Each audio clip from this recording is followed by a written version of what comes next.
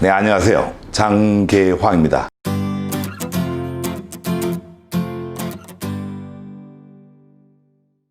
오늘은 여러분들하고 남북 간에 꼬여있는 통일 문제에 대해서 한번 논해볼 수 있도록 하겠습니다.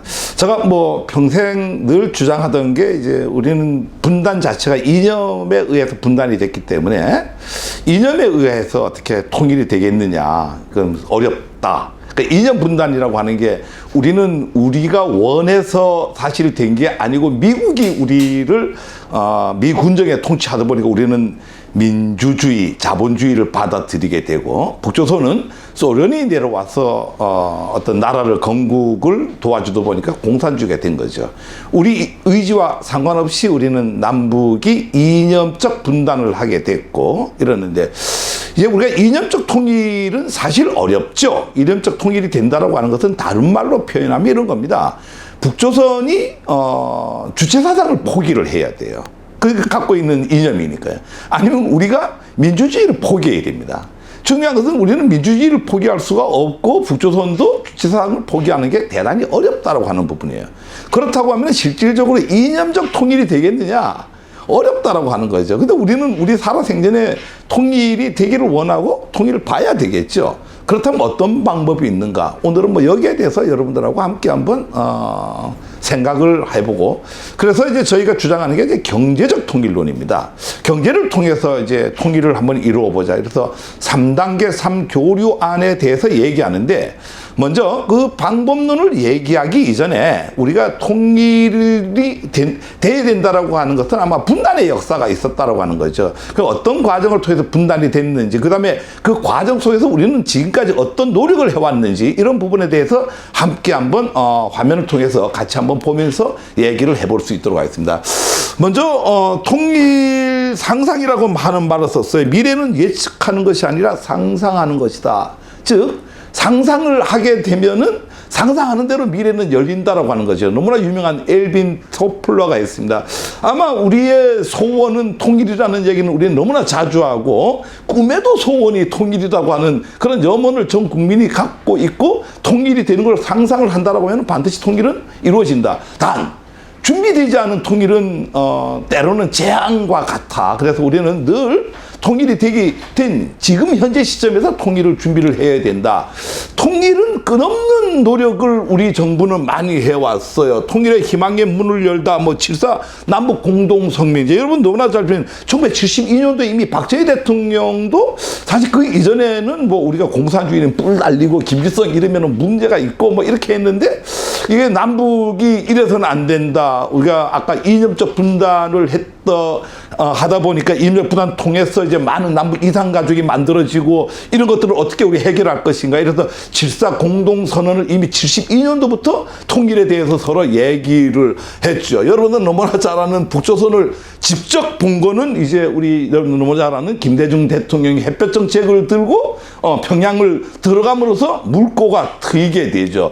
그 이후로 노무현 대통령이 다시 들어가서 실질적으로 남북이 평화를 통해서 우리가 우리 뭐 국민과 인민이 모두 편안한 세상을 만들어 주자라고 하는 어떤 합의에 의해서 이렇게 노무현 대통령이 그 자리에 들어가 있었고, 통일은 대박 너무나 잘 알죠. 국내 통일 비용이 우려가 되지만 통일은 돼야 된다. 이 시대적 가치고 평화의 가치는 그 무엇과도 바꿀 수 없다라고 해갖고 통일 대박. 물론 이제 구호만으로 이렇게 얘기를 하고 좀 안타까움도 있었지만, 어쨌거나 이런 우측에 있는 보수 진영에서조차 통일에 대해서 갈망을 하고 있다고 하는 측면에서는 높이 우리가 평가를 하고 사야 되지 않겠는가.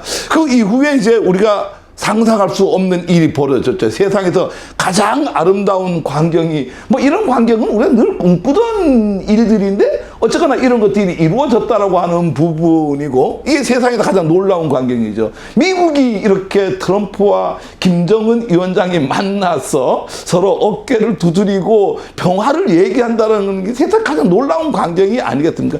이게 지금 우리 21세기에 들어서 한반도 내에서 이루어지고 있던 상황이다. 이게 지금 현재는 답보 상태에 비록 있지만은 어쨌거나 최근에 일어난 일들이다. 4.27 판문점 선언에 따라서 이제 이 평양 선언으로 이동해야 되는데 평양 선언을 했죠. 그래서 열렬한 환영을 받아가면서 우리 대통령이 능라도에 가서 연설을 하고 이렇게 이 능라도 연설입니다. 늘 기대하던 우리가 보고 싶었던 모습인데 이게 현실적으로 최근에 일어났던 일들이라고 하는 거죠. 가장 우리가 기대했던 게 우리 민족의 영산인 백두산에 올라서 천지 앞에서 두 대통령이 두 영도자가 우리의 통일을 얘기하고 평화를 기원하고 이런 점은 엄청난 어떤 그 진화가 이루어진 통일에 바로 평화가 이루어진 직전 단계까지 가지 않았느냐. 그 다음에 원래대로 하면 이제 서울선언을 기대를 했었죠. 우리가 4.27 평양선언만 할 때만 하더라도 금방 뭐 답방을 한다고 약속을 했고 답방이 되면은 서울선언을 할 것이고 서울선언을 하게 되면은 지금 현재 있는 종전협정은 파기가 되고 평화협정으로 옮겨갈 걸로 그러면은 통일이 바로 이루어질 거라고 엄청난 기대를 가졌댔는데 우리가 상상할 수 없는 이런 어떤 일이 벌어졌습니다. 이게 여러분들이 먼저 제가 얘기하고 싶은 거 이게 지금 우리 주도에서 일어난 일이 아니다라고 하는 부분을 강조하고 싶어요. 이거는 뭐 북조선이 우리 남한에 대한 보복도 아니고 국제사회에 자꾸 이렇게 어떤 뭐 핵 문제 때문에 지금 이제 이렇게 통제를 하고 있는 거기에 대한 어떤 경각심, 뭐 불만이라기보다 이거 빨리 해제를 하고 교류를 하자라고 하는 어떤 그 메시지를 보낸 게 이런 모습이 아닌가. 그럼에도 불구하고 우리는 이런 모습을 상상하지는 않았고 이게 결국 아름다운 일은 아니다라고 하는 거죠. 가장 중요한 것은 이게 여기에 대해서 지금 현재 보내는 메시지가 뭐고 현재 뭐가 문제고 어떻게 해야지 이거를 다시 복원시킬 수 있는 어떤 상황이 되느냐. 여기에 대해서 정책 당국도 많이 가지만 우리 시민사회단체 전 국민이 어떻게 인식해야 되느냐. 한 가지만 더 말씀드린다면 제가 가장 늘 불만적으로 얘기하는 게 통일을 정부에서 독점하고 있다라고 하는 부분. 이건 우리 사회의 대단한 문제입니다. 통일은 정부가 독점하면 안 됩니다. 지금 현재는 정부가 대한민국 정부 통일부가 이 통일 문제에 대해 독점을 하고 있어요. 이거는 최근에 작년인가요? 이제 법을 일부 개정해갖고 지방광역자치단체가 사업을 할 수 있도록까지는 풀어줘도 돼요. 법적으로. 그런데 실질적으로 이 통일을 이룬다라고 하는 것은 정부 관점에서 보다도 시민사회단체가 들고 나고 국민들이 개별적 접촉을 통해서 통일의 분위기, 여건, 조건, 환경을 만들어 나가는 게 통일의 가장 그 지름길이 된다. 이런 확신을 저는 가지고 있습니다. 그래서 우리가 통일에 대해서 북조선 사회를 많이 인식하고 알 때 통일은 우리 곁에 온다 이렇게 말씀드리겠습니다. 우리가 이제 먼저 제가 뭐 조선 책략이라고 하는 거를 오늘 들고 나왔는데요. 과연 우리가 여러분들 뭐 너무나 잘 알다시피 남한과 북조선의 문제가 통일의 가로막은 아니라고 하는 건 너무나 잘 알 거예요. 우리가 늘 통일 얘기하면 무슨 얘기하죠? 늘 하는 얘기는 강대국 때문에 안 된다라고 하는 건 너무나 잘 알죠. 실질적으로 이 강대국 때문에 이런 문제가 생깁니다. 그럼 이 강대국이 우리 한반도에 어떻게 영향을 미치고 한반도에 어떻게 지배를 하려고 했던가의 최초로 이 문헌상에 나와 있는 게 바로 이 조선 책략이라고 하는 책입니다. 이게 우리 개화기 시대에 일어났죠. 우리가 이제 역사를 얘기할 때 한국의 근대사에 실질적으로 개화기를 언제부터 보느냐 하면은 1880년으로 봅니다. 이 1880년이 바로 이 조선 책략이 우리 한반도 땅에 최초로 들어오면서 우리는 개화기를 맞게 되고 근대사가 만들어지고 실질적으로 강대국이 우리에 대해서 직접 통제를 해갖고 오늘 이르는 즉 다시 해서 140년 전에 일어났던 일인데 140년 전에 나와있던 조선 책략에 나와있던 모든 내용이 오늘날도 그대로 지금 적용이 된다라고 하는 차원에서 본다라고 하면 이 조선 책략이 되게 중요하다 이렇게 얘기를 하죠. 이 조선 책략은 뭐 여러분 잘 알다시피 청국인입니다. 청나라 사람인데 황준원이라는 사람이에요. 이 당시에는 러시아가 이제 이렇게 남하 정책을 펼칠 당시인데 여기에 대비하기 위해서 조선과 일본과 청국 이 동양 한국은 외교 정책에 어떻게 해야 된다라고 하는 것을 저술한 책입니다. 이 얘기를 뭐 너무 구체적으로 얘기할 수는 없고요. 이렇게 얘기합니다. 여러분들 너무나 잘 아는 우리가 이제 개화기 시절이죠. 개화기 시절에 김기수가 1차 수시사로 파견을 하고 예조참의 김홍집이 일본에 고정이 파견을 시킵니다.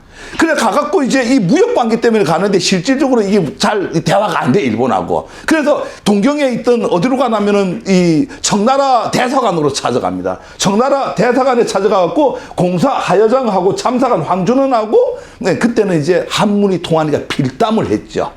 청나라 말은 못해도 필담을 통해서 이제 우리 조선이 어떻게 되느냐 이렇게 이제 물으니까 황준원이가 이렇게 얘기를 합니다. 지금 러시아가 유럽에서 문제가 생기는 동방 정책을 펼치고 이 러시아가 동방 정책에서 다시 남아 정책을 펼치는데 이걸 막아내야 된다. 이 청나라하고 일본하고 이 조선이 잘 막아내야지만이 이 외국의 강대국으로부터 우리가 지킬 수 있다. 동아시아를. 이게 이제 주요 내용입니다. 그래서 이 러시아를 방어하기 위해서 이제 조선이 외교 정책의 핵심 내용을 여기서 얘기하는데 뭐 결론만 얘기할게요. 여기서 뭐라고 해요? 친중해야 된다.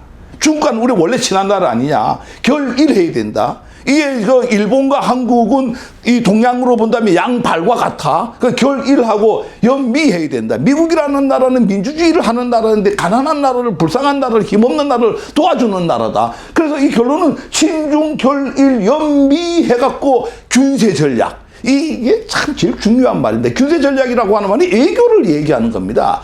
외교를 통해서 친중 결일 연미를 해야지만이 조선은 이 틈바구니에서 살아남을 수 있다.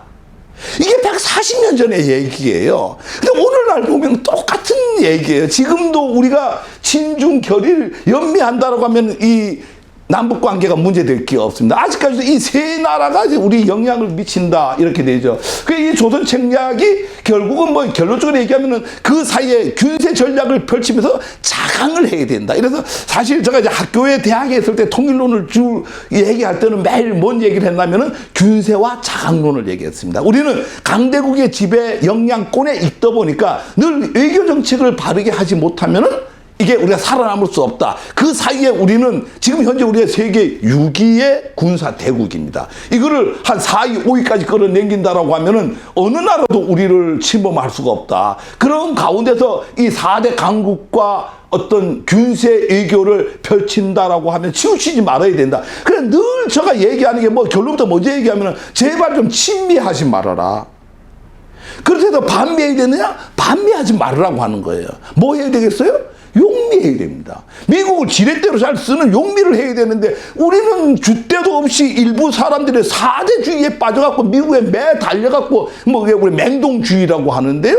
그런 것들이 우리 사회에 문제가 되겠다. 친일을 하지 말아라. 그런데 국제 질서 속에서 살아가는데 반일도 하지 말아라. 뭐? 용일해야 된다. 일본을 잘 다뤄야 된다라고 하는 얘기예요. 똑같은 개념으로 친중과 반중은 나라를 해치는 개념이다. 오히려 뭘 해야 되냐면은 용중을 해야 된다. 이게 오늘 얘기하고자 하는 전략이에요. 남북이 통일됐는데도 똑같은 얘기라고 하는 겁니다. 그러면은 이게 140년 전에 저런 조선 책략이던데 그러면 오늘날 21세기 들어서 있는 신조선 책략은 어떻느냐? 140년의 세월이 흘렀지만은 여전히 미국, 러시아, 진화, 일본이 대한국도 중심으로 세력을 형성해서 주도권 싸움을 하고 있고 이 강대국 때문에 통일이 안 된다고 우리 국민들은 늘 얘기를 하고 있다라고 하는 부분입니다. 우리가 이걸 어떻게 대응을 해 나갈 것인가? 이게 우리가 통일로 가는 지름길이다. 그리고 그네들은 대한국토의 통일을 바라지 않는다라고 하는 부분이 이게 너무나 중요한 부분이에요. 이네들은 우리 통일을 바라지 않습니다. 그래서 아까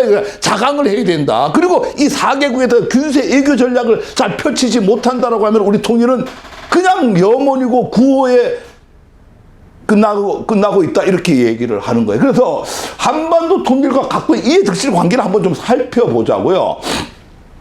이 진화는요 압록강의 국경을 지금 마주 대하고 있어요. 이 네 나라 중에서 통일을 가장 바라지 않는 나라가 바로 이 중국입니다.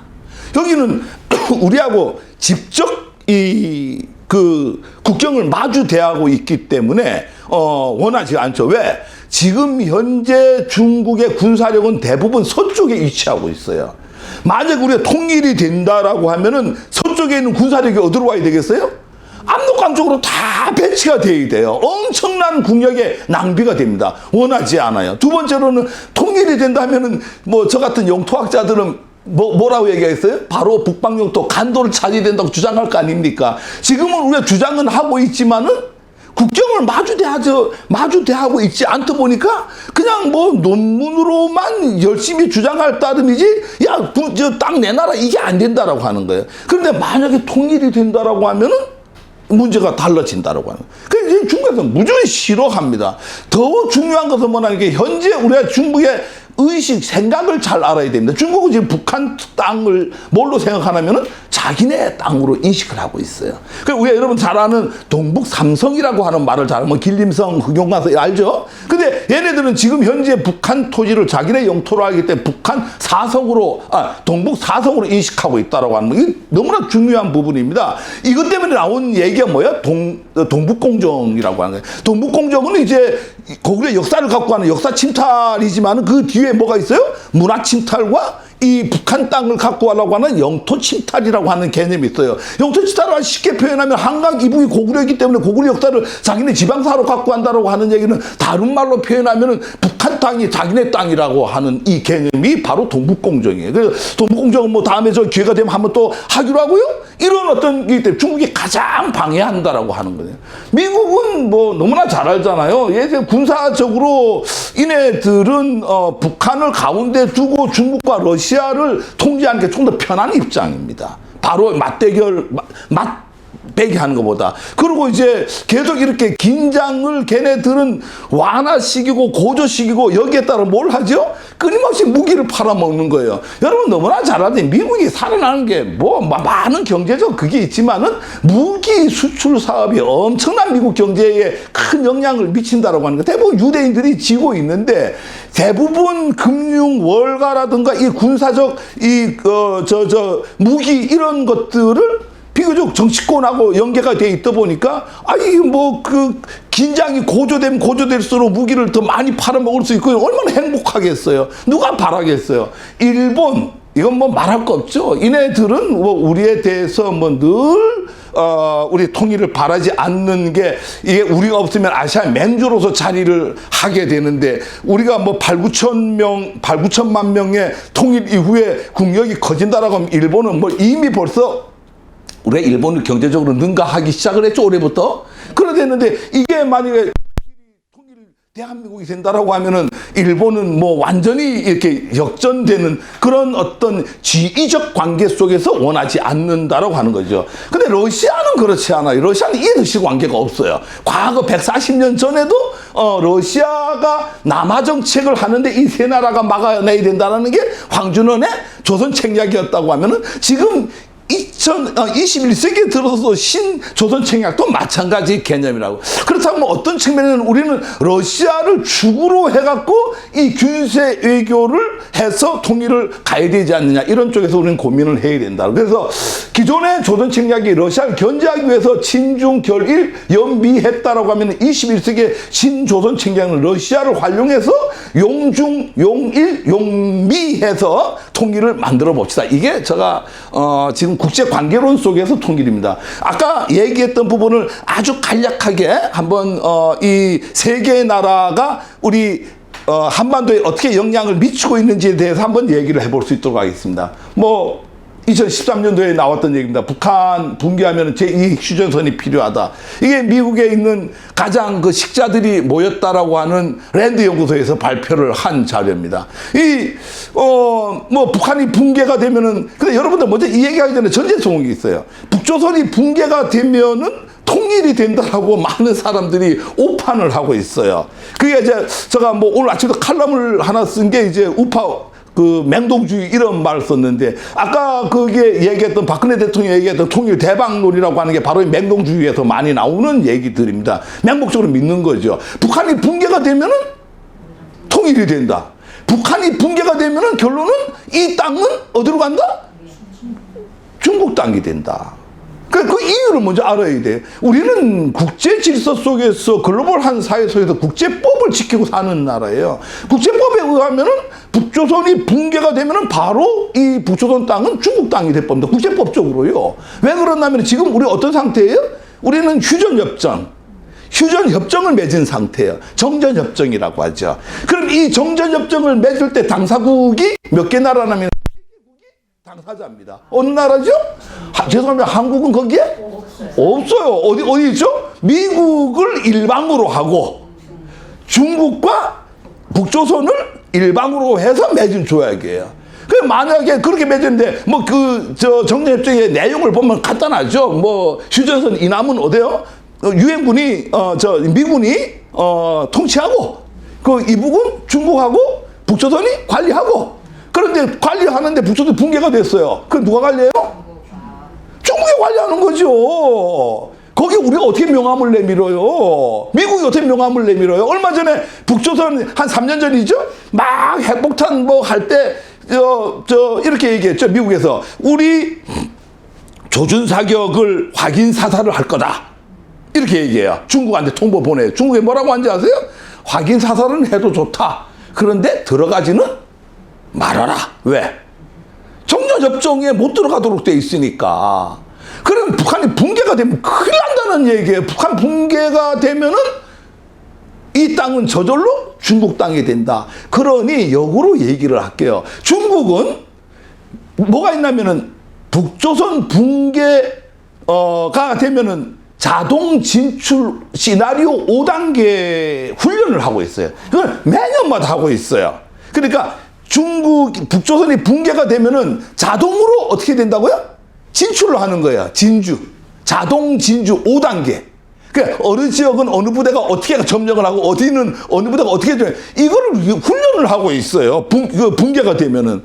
북한 붕괴되면 안 됩니다. 북한은 우리하고 상생을 해갖고 국가가 합의에 의해서 우리랑 통일이 돼야 될 대상이지 북한을 먹을 걸 끊고 뭐를 끊어갖고 붕괴가 된다라고 하면 이 땅은 중국 땅으로 고착화가 됩니다. 여러분들 국민들이 알아야지 지킬 수 있어요. 왜 수많은 정부에서 많은 사람들이 인도적 지원을 하려고 하느냐. 붕괴를 막기 위한 거예요. 붕괴가 되면 절대 안 되는 겁니다. 그래서 이 북한 붕괴라고 하는 것은 자동 진주 5단계 시나리오에서 중국이 관리를 하게 되면은 우리 영원히 어려워진다라고 하는 개념, 이 개념을 그러다 보니까 미국에서는 어떻게 해야 되겠어요? 붕괴가 되면은 제2의 휴전선을 만들어야 된다라고 못 들어가니까 이거를 랜드연구소도 주장을 하는 거예요. 사람들이 이 얘기는 많이 들어봤지만은 왜 이렇게 하는가에 대해서 모르고 있다라고 하는 거예요. 아까 정전협정의 당사자가 한국은 빠져있고 휴전선 이부는 중국이 관리를 하도록 돼 있기 때문에 북한이 붕괴가 된다라고 하는 것은 중국이 관리를 한다라고 하는 얘기예요. 그러니 큰일 났잖아요. 그래서 우리가 주장하는 게 뭐예요? 정전협정 빨리 파기하고 평화협정으로 넘어가자. 이게 빨리 돼야 되는 거예요. 이게 되지 않는 상태에서 붕괴가 된다면 큰일 날 일이다. 그래서 북한이 붕괴가 되면 이 휴전선이 돼야 된다고 하는데 이게 바로 중국이 만약에 붕괴가 된다라고 하면은 중국이 다 먹어 들어가니까 그건 용납 못 하겠다, 미국이. 그러니까 여기다 휴전선을 이렇게 4개 안을 보냈어요. 야, 우리 협상 한번 하자. 예, 아마 우리는 지금 모르는데 중국하고 미국하고 협상 많이 돼 있어, 이거. 어디로 결정을 질 것인가. 그래서 이렇게 뭐 보면 50km 선에다가 이렇게 200km 이게 이제 최단선입니다. 이게 여기다 하자라고 하는 선이 제일 많아요. 왜 그러냐면 양국이 서로 이 짧으니까 관리하기가 쉽죠. 이해가시죠? 이런 개념을 우리 의지랑 상관없이 하고 있다. 이게 지금 우리나라하고 협의하고 미국이 했나요? 랜드 연구소에서 그 해갖고 진화하고 협의하는 거예요. 지금 강대국들이 우리 한반도를 이렇게 지금 침탈을 하고 있다라고 하는 걸 우리가 알아야 된다. 근데 이제 QDR, 미 국방부입니다. QDR에서는 또 그 이후에 아까 그거는 랜드 연구소에서 나온 거고 QDR에서는 또 다른 안을 내놨어요. 어떻게 내놨습니까? 이렇게 나눠 먹자. 아무래도 중국이 제일 관리를 중국이 정전협정의 당사자니까 너네가 제일 많이 먹어라. 그러니까 중국의 꿈이 뭐예요? 태평양 진출이잖아. 태평양 진출 지금 요 위에 17km를 못 뚫어갖고 이 거대한 중국이 태평양 연결이 안 돼 있단 말이야. 그래 태평양 길을 열어줄게. 그래 가장 많이 먹고 그래도 불구하고 러시아도 그 좀 지분이 있으니까 이만큼 러시아 주고 여기에다가 우리 제일 싫어하는 일본하고 여기하고 통제를 하고 여기도 이렇게 통제를 해갖고 남한하고 완전히 뭘 하는 거예요? 블럭을 쌓아갖고 못하게 하는. 그리고 이쪽은 유엔이 통제를 하자. 우리 남한은 뭐예요? 통일 우리 내내 얘기하는데 우리는 뭐예요? 이게 미 국방부의 시각입니다. 여러분들 뭐 미국 너무 사랑하지 마세요. 그래서 저 반대하지는 말으라고 하잖아요. 반대하면 안 돼요. 미국의 힘은요, 우리가 상상을 초월한 힘을 갖고 있어요. 그 반대 갖고 얻어지는 게 하나도 없어요. 그렇지만은 이런 사고를 갖고 있는 미국에 대해서 칭의하면 어떻게 되겠어요? 그거는 또 사대주의예요. 그러니까 뭘 하라고요? 용기해야 됩니다. 미국을 어떻게 잘 다뤄갖고 균세 외교, 균세 전략에 의해서 미국을 어떻게 상대할 것인가. 이게 우리가 지금 나갈 길이다. 이렇게 얘기를 하고요. 그래서 이게 북한이 붕괴됐을 때 이런 시나리오를 갖고 왔다는 게 QDR 보고서. 이 QDR 보고서는요, 4년에 한 번씩 나와요. 4년에 한 번씩 이렇게 나오는데 그때 나왔던 안이 바로 이렇게 북한이 붕괴되면은 분할 통치를 하자. 참 한심한 얘기죠. 우리 전 국민들이 이걸 안다고 하면은 조금 붕괴는 좀 해야 됩니다. 이게 미국의 시각, 전 미 국무장관, 렉스 틸러슨 너무나 잘 알아요. 뉴스에 너무 많이 봤죠. 이 사람 뭐라고 얘기했는지 알아요? 일본은 아시아에서 가장 중요한 동맹국이다. important, 이렇게 얘기합니다. most important. 근데 한국은 동북아 안정적 관계가 있는 하나의 중요한 파트너다. important 파트너 이렇게 얘기합니다. 일본을 훨씬 중요하게 여기고 우리를 별로 그렇게 중요하게 안 여겨요. 그래서 착각하면 안 된다라고 하는 거예요. 우리는 늘 이렇게 얘기하잖아요. 지정학적 측면에서 우리가 한번 중요하고 다 웃기는 얘기들이에요. 미국에서 바라보는 거는 지정학적 측면에서 우리가 크게 중요하다고 생각하지 않아요. 바로 직전 대통령이 바락 오바마는 뭐라고 했어요? 그냥 그 한미 동맹을 리치핀이라고 얘기합니다. 그냥 중요한 거예요. 하지만 일본은 뭐라고 해요? 코너스톤이에요.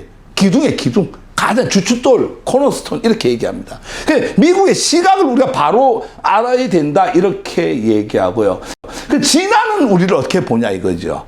중국은 아까 제가 얘기를 했죠. 동북공정의 숨은 뜻을 알아야 된다 이거죠. 동북공정은 여러분 역사 침탈, 고구려 역사를 자기네 나라로 갖고 가는 거죠. 그걸 갖고 가갖고 문화 침탈, 이 문화 침탈 얘기 잠깐만 이렇게 말씀드리면은 문화 침탈이라는 얘기는 무슨 얘기냐면은 저는 이제 중국이란 말 안 하고 지금 강연할 때 되게 진화라고 하죠. 여러분, 제발 좀 부탁이 중국이라는 말 좀 쓰지 마세요. 이 전 세계에서 중국이라는 용어를 쓰는 나라는 죄송하지만 일본하고 한국뿐이 없어요. 4대 사상의 극치죠, 극치. 진화라고 하는 말을 써야 돼. 진화국이 맞는 거고요. 중국이라고 하는 말은 무슨 말이에요? 중화인민공화국의 준말이 중국입니다. 그럼 중화인민공화국이라고 하는 가치가 뭐예요? 중화사상으로 만들어진 공화국이라는 얘기예요. 중화사상이 뭐죠? 지구촌의 중심이 진화다. 이게 중화사상이에요. 그럼 이네들이 왜 이 중화사상을 얘기하느냐? 중화사상을 얘기할 수 있는 근거가 뭐냐? 이게 바로 황하 문명입니다. 황하 문명이 여러분들 고등학교 다닐 때 많이 외웠잖아요. 나일강 문명, 메소포타미아 문명 쭉 외워갖고 4대 문명의 발상지 중에 하나가 어디예요? 황하 문명이라요. 황하 문명이 최고의 문명으로서 중화사상을 갖고 이 중화사상 때문에 우리는 4대를 하다 보니까 중국 이렇게 부르는데 실질적으로 보면은 황하 문명에서 그렇지만 황하 문명보다도 1000년에서 3000년 앞선 문명이 하나가 발견이 돼 있죠. 그게 뭐예요? 요하 문명입니다. 그걸 우리가 일명 고조선 문명이라고 하는데, 물론 고조선 문명이라고 하는 것은 청동기 시대부터 있는데, 이 요하 문명은 석기 문화, 석기 시대부터 청동기, 철기 시대까지 이어지는 문명이 바로 이 요하 문명입니다. 그러니까 이 요하 문명은 아까도 얘기했지만, 이 황하 문명보다도 1000년에서 한 3000년 앞선 문명인데 중요한 게 그냥 앞선 게 중요한 게 아니죠. 뭐가 중요하냐면 훨씬 더 정교하고 우수한 문명이라고 하는 거예요. 훨씬 더 앞서고 우수하고 훌륭한 문명이 있다 보니까 겨우 그 황하 문명 때문에 우리는 위대한 중화사상 이렇게 얘기하는데 쪽팔리잖아요. 갑자기 문제가 생긴 거예요. 요하 문명이 발생되면서. 이 큰일 났잖아요. 그 땅을 보니까 어디 땅이에요? 이 요하 쪽에 있는 거예요. 요동, 뭐, 요서, 이런 얘기 많이 들어봤죠? 요라고 하는 강이 있어요. 요하. 그 강에 인접해갖고 이 문명이 발상지인 거예요. 자, 중요한 거는 이 문명에서 나온 유물들을 다 패보니까 우리 하하족하고는 아무 관련이 없는 거예요. 여러분들이 알고 있는 한족 있죠? 그게 중국 쪽이잖아요. 그죠? 거기하고 보니까 아무 관련이 없어. 어디하고 관련이 있죠? 한반도에 있는 문명하고 관련이 있는 거예요. 제가 요즘 뭐 가장 주장을 많이 하는 게 중도 선사 유적지 뭐 영상 유튜브부터 해갖고 칼럼들을 많이 쓰고 있는데 춘천에 나와 있던 적속청이라든가 이런 많은 청동기 시대의 비파형 동검이라든가 이런 모든 것들이 이 요한 문명하고 똑같은 문명이에요. 그 얘기는 무슨 얘기예요? 저는 영토학자니까 영토적으로 얘기하면은 문화 영토론이라 그래요. 동일 문화는 동일 영토 주인이다. 그렇잖아요. 영토 주인이라고 하는 건 동일 문화를 사용을 했기 때문에. 그래서 요한 문명에서 나오는 모든 문명은 한반도 문명하고 똑같더라. 그렇다면 이 요한 문명은 누구 땅이다? 한반도 땅인 거예요. 같은 문명권이고 같은 영토의 주인이었다라고 하는 거예요. 중국 큰일 났잖아. 이게 황하 문명보다 앞선 문명이 발견이 됐으니까. 그럼 이 문명을 어떻게 해야 돼? 그네들은 갖고 가야 되는 중국 쪽으로 갖고 가려고 하다 보니까 고조선 다음에 있는 나라가 뭐예요? 북부요. 북부요 다음에 만들어진 나라가 고구려. 고구려 역사를 자기네 지방사로 갖고 가면은 고구려 역사를 자기네 지방사로 갖고 가면은 이 황하 문명이 누구 문명이 되는 거예요?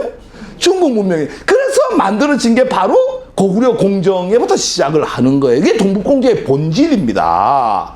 그래서 제가 얘기하는 것은 중국이라고 하는 이 개념은 중화사상, 이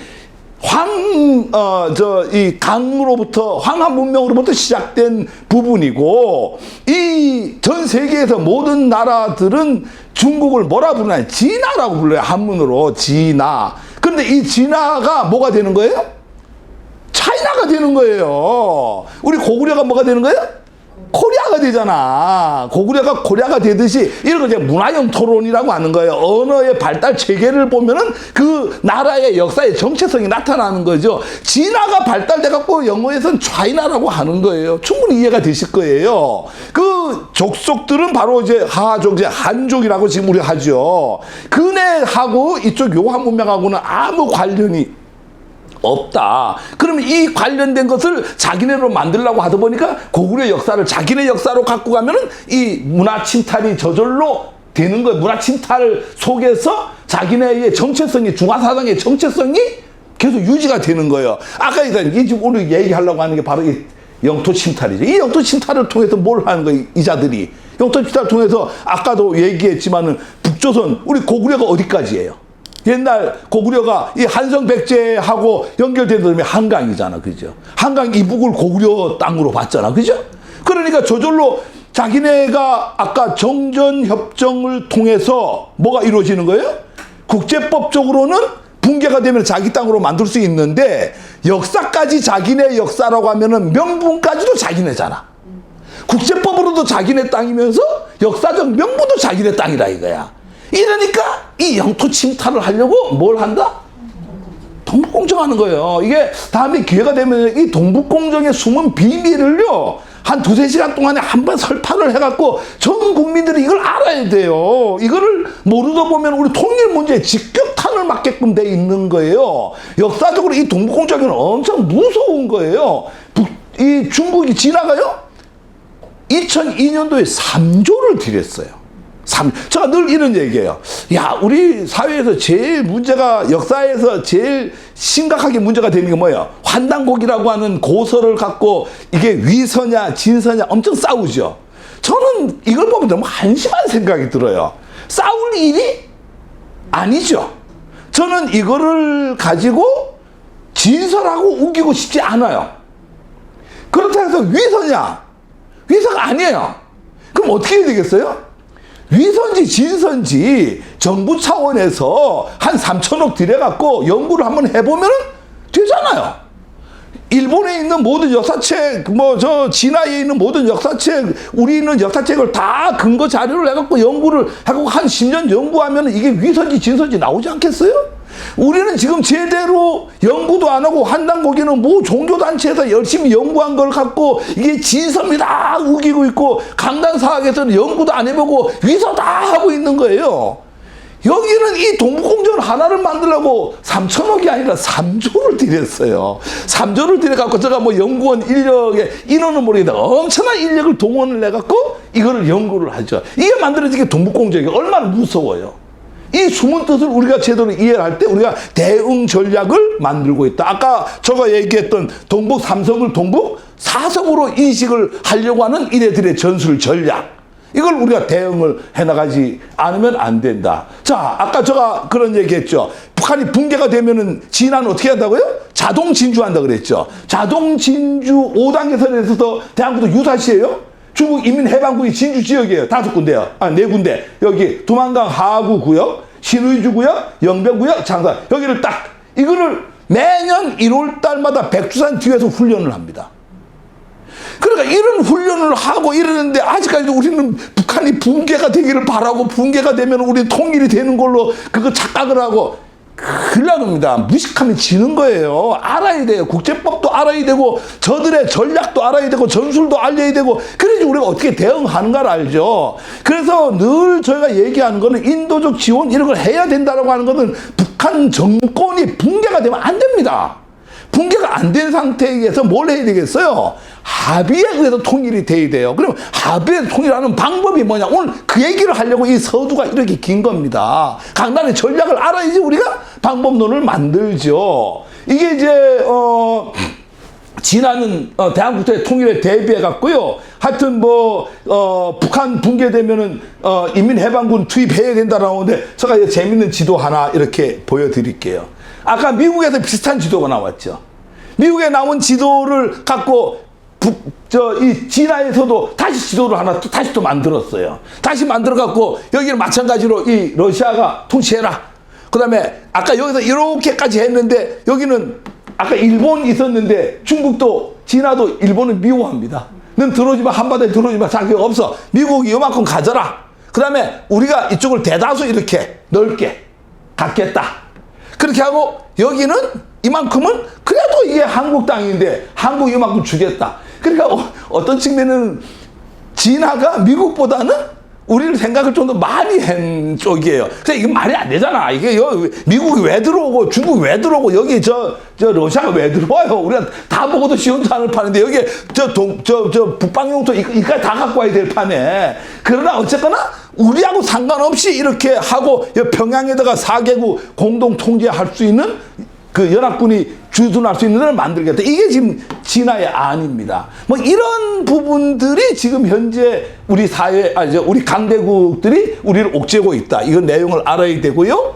그 다음에 이제 국가 분열, 뭐 이 얘기는 이거 조금 빗나간 얘기일 수 있는데요. 이를 불구하고 이제 이 진화는 붕괴됩니다. 제가 제 논문이 이겁니다. 국가 분열론입니다. 그러니까 민족 단위로 국가는 법적 체제잖아, 그죠? 그 법 체제 안에서 여러 민족이 있는 걸 다민족 국가라고 하는데, 다민족 국가는 반드시 분열된다. 이미 우리 역사에서 봤다. 어디? 소련이 15개 나라로 분리 해체가 되더라. 체코슬로바키아가 2개 민족인데 체코 민족하고 슬로바키아 민족으로 나눠지더라. 유고슬로바키아가 5개 나라로 쪼개지더라. 다 우리는 봤다라고 하는 거예요. 여러분 너무나 잘 알죠. 중국이 몇 개 나라예요? 한족 플러스 55개 민족, 56개 민족으로 되어 있는데 이거는 분열이 될 거다. 지금 분열 현상이 일어나고 있는 거 알고 있죠. 신장, 위구르 매일 티벳 망명족까지 만들어갖고 홍콩이 조차됐다가 들어왔으면은 중국 통일돼야 되는 통일이 안 되고 있잖아, 그죠? 앞으로 될 것 같아요? 안 됩니다. 영원히 안 됩니다. 광동군 전체가 지금 또 나눠지려고 하고요. 지금 여러 가지로 지금 최근에 들어서 내몽고에서 되게 문제가 생기고 있어요. 내몽고의 학교를 다 몽고 언어를 못 쓰게 했어요. 그러니까 막 난리가 지금 나고 있는데, 최근에 들어서 우리도 열받아야 될 게 하나 있어요. 조선족 학교에다가 기존 조선족의 언어로 한글로 만들어진 역사책을 못 쓰게 하고 있어요, 지금에. 그러니까 최근에 일어났던 일이, 며칠 전에 일어났던 일이에요. 뭘로 쓰라? 중국 진화에서 만든 정부, 인민정부에서 만든 책을 쓰도록 지금 강요를 하고 있어요. 붕괴해야 돼요. 이게 지금 최근에 이제 지금까지는 55개 소수민족이 그나마 다민족 국가로서 민족에 그걸 인정을 해줬는데 시진핑이가 들어와갖고 지금 이제 강력한 국가를 만들겠다라고 해갖고 했는데 문제는 이제 항상 반작용의 원칙 아시죠? 이게 이제 강하게 치면은 이제 분열이 됩니다. 이렇게 되면 국가는 55개 소수민족이 분열이 된다. 자, 여기서 가장 중요한 거. 그 많은 55개 소수민족 중에서 본국이 있는 나라가 3개 나라가 있어요. 월남, 내몽고, 조선족. 여기는 본토가 있다라고 하는 거예요. 그러니까 분열이 되면은 뭐 어떤 세력이 큰 데는 자체적으로 나라를 만들려고 하겠죠. 신장 위구르 같은 경우, 티베트 같은 경우 그런 쪽일 거고, 내몽고는 어떻게 되겠어요? 분열되면은 몽고하고 하나가 되겠죠. 월남하고 하나 되고, 내몽고는 몽고하고 하나가 될 거고, 그 다음에 이쪽에 조선족은 누구랑 하나가 되겠어요? 우리랑 하나가 되겠어요. 그렇다고 하면 지금 우리가 뭘 해야 되느냐, 통일을 위해서 이런 내용을 본다라고 하면은 한국 사회의 나이는 조선족을 어떻게 해야 되겠어요? 우대해야 돼, 우대. 그러니까 우리 사회에서는 경제적 문제 때문에 조선족을 아주 깔보고 우습게 보는데 이 큰일 날 일입니다. 우대를 해갖고 그네다가 함께 동행을 해야 될 가치가 있는 거예요. 국가 분열로 해서 중국이 진화가 분열이 된다라고 하면은 조선족이 축이 된다라고 하는 측면에서 조선족의 우대 정책은 필요하다. 그리고 현재 조선족이 있는데 우리가 한글 보급운동, 우리 문화 보급운동 이런 것들을 시민사회단체가 열심히 해야 돼요. 지금 국가 정부는 못합니다. 진화하고의 그 관계 때문에 못하니까 시민사회단체가 이런 것들을 열심히 이렇게 해야 될 일 중에 하나라고 생각을 합니다. 일본은 별로 얘기하지 않을게요. 시간 관계상. 일본은 뭐 얘기할 것도 없는데 하나만 얘기를 할게요. 뭐 이렇게 쭉 많이 있는데 일본이 어떤 일이 있었냐면요. 이 일본이 우경화가 되면서 외무부 장관이 우리나라에 들어와서 뭐라고 얘기를 했어요? 북조선은 대한민국 영토가 아니다. 뭐 법적으로는 맞아요. 우리 영토는 아니에요. 우리 국토에는 해당이 되지만은 영토라고 하는 것은 주권이 미쳐야지 영토입니다. 우리는 주권이 어디까지 미치죠? 휴전선까지 미쳐요. 그래 대한민국 영토가 아니기 때문에 북조선에 만약에 우발 사태가 일어난다고 하면은 우리 일본 자위대가 어떻게 한다? 파견한다. 들어간다. 이게 뭐 말도 안 되는 얘기죠. 말도 안 되는 얘기지만 일본의 시각이에요, 그게. 우리는 일본의 시각을 잘 알아야 된다. 이래서 일본은 한국 시료적 지배의 범위의 휴전선 이남이다. 이래서 절대적으로 북조선은 영토가 아니기 때문에 우리가 자위대가 들어갈 수 있다. 이게 큰일 날, 제가 욕 한번 할게요. 놈들입니다. 예, 이래서 큰일 나겠다. 이래서 역사는 반복되죠. 힘없어 나라를 빼앗긴 역사는 되풀이해서는 안 됩니다. 우리는 뭐 이런 역사를 너무나 자위대가 한반도에 진입을 한다. 근데 이게 자위대가 제3국에 분열이 되고 문제가 될 때 들어갈 수 있도록 누가 허락을 해줬어요? 미국 오바마가 허락을 해준 거예요. 그러니까 우리 미국의 시각을 잘 알아야 돼요. 국제 정세를. 그래서 말도 안 되는 일이다. 자, 여기까지가 이제 국제 관계론입니다. 이제 강대국이라고 하는 게 지금 우리 이렇게 본다. 즉 다시 얘기해서 우리는 이념적 분단을 했다. 우리 분단이 왜 됐느냐? 뭐 뒤에 이런 얘기들은 나오죠. 이념적 통일을 해야 되는데 우리가 통일 조건은 뭐냐면은 분단의 역사를 알아야 된다. 근데 우리 분단의 역사라고 하는 이 개념은 우리 의지랑 상관없이 분단이 됐다고 하는 거예요. 우리가 사실은 뭐 민주주의 하려고 하지 않았어요. 우리가 노력은 했죠. 자, 우리에 의해서 된 게 아니고 뭐 저쪽에 있는 휴전선 이북에 있는 북조선은 뭐 우리 공산주의 인민들이 우리 공산주의 할래 해가지고 공산주의 했겠어요?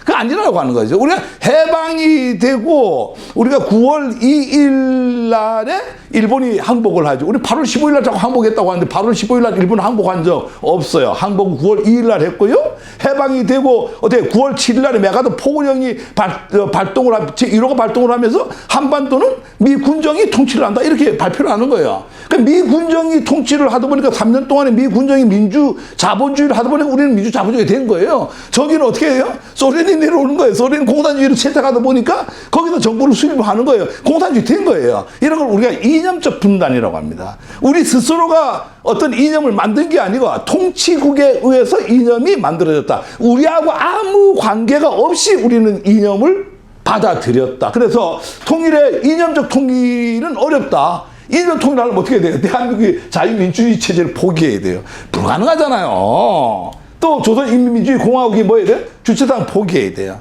이게 실제 포기가 안 된다라고 하는 거예요. 그러니까 우리가 이념적 통일이 된다라고 하면 버려야 된다. 두 개의 이념 중 하나를 포기해야 하나? 불가능하다. 이래서 저는 늘 이렇게 얘기합니다. 왜 정부가 자꾸 이 통일 사업을 독점 사업으로 갖고 가느냐. 정부가 하는 것은요, 정부라고 하는 건 이념 체제예요. 대한민국 정부는 이념으로 만들어진 체제예요. 그러니까 그네들이 해갖고는 되지가 않는다라고 하는 거예요. 이런 시민사회단체가 나서야 되는데, 이념적 통일은 사상적 통일, 정치적 통일 해야 되는데, 사실상 이건 불가하다. 그래서 오늘 얘기해야 되는 게, 그럼 이게 안 된다라고 하면은, 아까 4대 강국이 그렇게 나가는데 우리는 어떻게 해야 되겠느냐. 그래서 제가 결론부터 먼저 얘기하는 거예요. 3단계 3교류 통일안을 얘기를 하는 거예요. 통일 3단계 3교류는 일본은 물적 교류 단계입니다. 이미 2단계는 지났어요, 우리가. 물적 교류 단계라는 게 뭐예요? 남북 간에 석탄이 왔다 갔다 하고, 석탄이 내려오잖아요, 지금에. 우린 먹거리도 올라가, 많이 올라갔잖아요, 지금에. 이게 이제 물적 교류 단계. 물론 지금 현재로서는 일부 지금 막혀 있죠.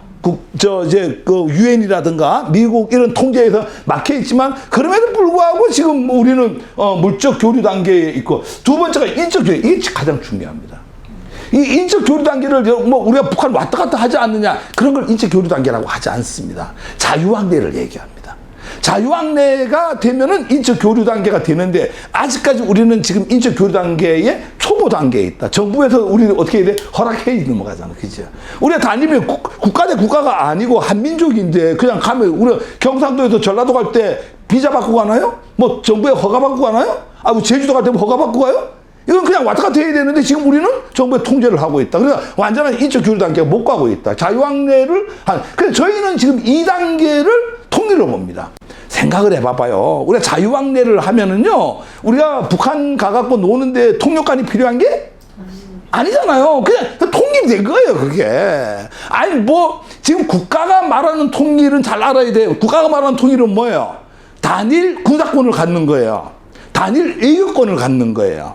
우리가 단일 외교권을 갖거나 단일 군사권을 갖는 거하고 우리 민초들하고 뭔 관계가 있어요? 진짜 아무 관계도 없어요. 그냥 우리는 개방공원 가서 여름에 잘 놀면 돼요. 북조선에 있는 사람들 제주도가 겨울에 와서 따뜻한 데 와서 놀다 가면 되는 거고, 그게 자유왕래 되면 되는데, 그게 지금 현재는 안 된 거 있다. 세 번째가 이제 정신적 교류 단계로 보는데, 이런 자유왕래가 되면은 정신적 교류 단계는 저절로 저는 오리라고 보는 거예요. 그래서 제가 뒷장에 나오게 되겠습니다만, 이런 정신적 교류 단계는 국가 체제를 단일화를 나중에 이때 아까 얘기했던 자유왕래가 돼서 서로가 서로를 이해를 많이 하게 되면 어떻게 되겠어요? 언젠가는 서로 간의 국가 체제가 단일화가 되겠죠. 아까 얘기했던 단일 외교권, 단일 군사권이 만들어지겠죠. 그러니까 이때의 가장 중요한 통일 이념입니다.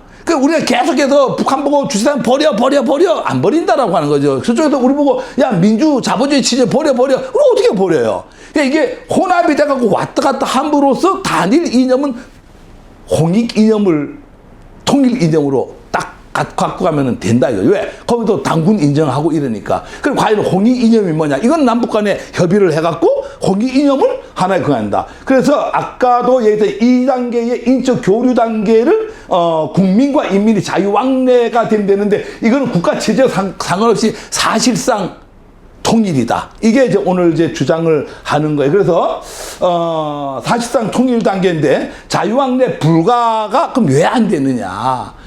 이게 이제 우리가 오늘 또 얘기해야 될 핵심 내용입니다. 경제적 격차 때문에 그렇습니다. 경제적으로. 그러니까 아직 결론부터 먼저 쉽게 얘기할게요. 우리는 올라간다고 하면 보내주죠. 정부에서. 왜?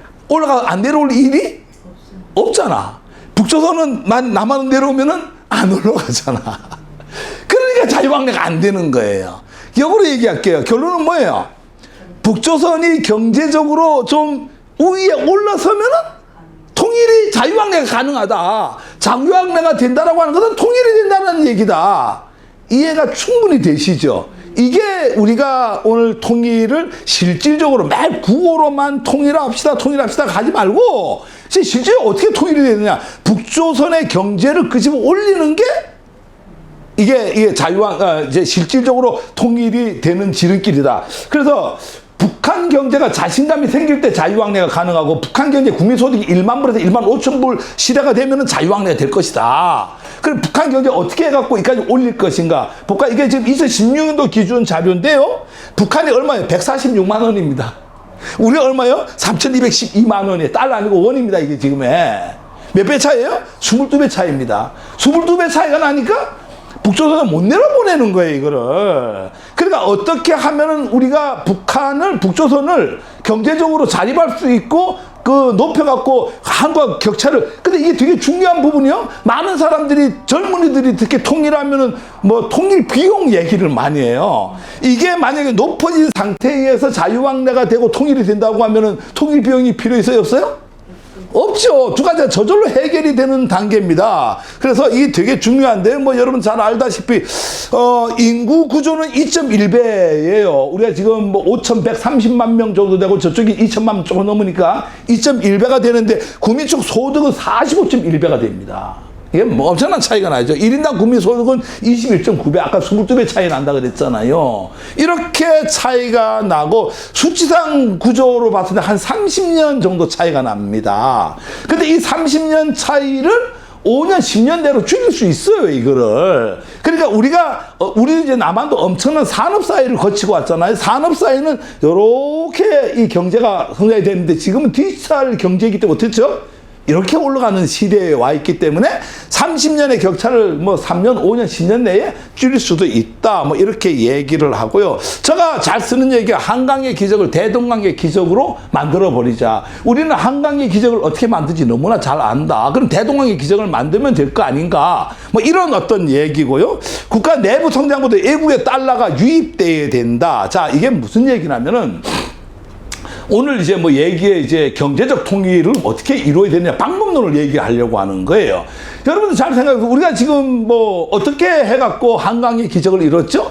하지만 우리가 열심히 노력해서 이루었나요? 맞아요. 근데 열심히 우리가 노력만 한다고 해갖고 한강의 기적이 일어난 건 아니다라고 하는 거예요.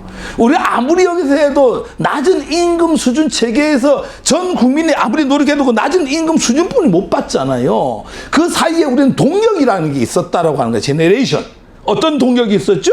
우리는 광부를 갔어요. 간호하고. 거기서 대학 졸업한 사람들이 가서 광부하고, 가서 간호사하고, 이래갖고 엄청난 달러를 어떻게 했죠? 유입하는 거예요. 이런 것들이 한강의 기적을, 두 번째는 어떻게 했죠? 우리 젊은이들이 피를 흘렸죠. 월남전에 참여를 하죠. 무기가 엄청나게 들어오고, 중장비가 들어오고, 엄청난 돈들을 갖고 들어와갖고 대한민국이라는 사회가 어떻게 됐어요? 한강의 기적을 이루는 거예요. 세 번째, 한강의 이제 완결판이 어디예요? 사막에, 중동에 나갔죠. 사막의 나라, 열사의 나라라고 하죠. 거기에 우리 젊은이 건설 기술자들 나가고 엄청 피땀 흘려가면서 달러를 어떻게 했어요? 들어온 거예요. 이렇게 해야지. 국내에서 아무리 해봐봐요. 저임금 체제인데 아무리 돌려봐봐요. 저임금이에요, 그냥요. 그 사이에 우리는 그 돈을 갖고 뭘 했어요? 잘 굴려갖고 무역을 했죠. 이게 바로 한강의 기적을 이루었던 원동력이라고 하는 거예요. 그러면 역으로 얘기하면은 이런 개념을 북조선에도 만들어야지 대동강의 기적이 일어난다는 얘기입니다. 다시 얘기해서 북조선 내부에서 아무리 호미 갖고 이 괭이 갖고 파봐봐야 답이 안 나와요. 그러니까 이쪽이 나와야 된다. 이렇게 해갖고. 그러면은 우리가 조선인민공화국이라는 나라의 현실을 먼저 잘 알아야 돼요. 우리는 지금 우리 사회에서 보면은 너무 이 북조선의 현실에 대해서 모르고 있다. 북조선은 아직까지도 뿔 달리고 우리가 하다 그런 교육을 받아왔기 때문에 그렇게 인식을 많이 하고 있다라고 하는 거죠.